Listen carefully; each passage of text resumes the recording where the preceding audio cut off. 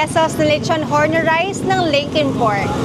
Oh, kahit mahaba yung pila, kahit matagal yung hintay, sinasyaga nila kasi worth it lahat. 2 hours lang sold out na sila, kaya bilisan nyo na.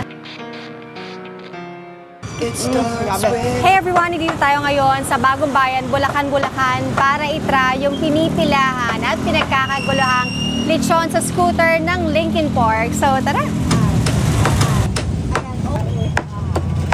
Itong Lincoln Pork, i-start lang 2 months ago at pinapatakbo siya ng mag-asawa na dating may resto bar. Kahit anong busy, ayan, nakakangiti pa.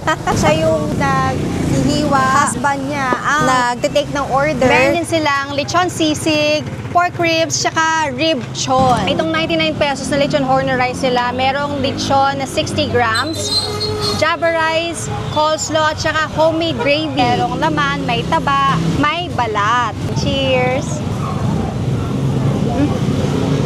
Walang lansa, malinamnam, hindi maalat. Sobrang mura pa siya sa 99 pesos. Ang perfect nito. Meron din silang a la carte meals na 200 pesos, 230 grams. May gravy din and coleslaw. Halos 1/4 kilo to ng lechon ha. Nandito lang sila sa Bagong Bayan, Bulacan, Along Pangulang Street from Wednesday to Sunday from 5:30 PM hanggang ma-sold out. Stay hungry!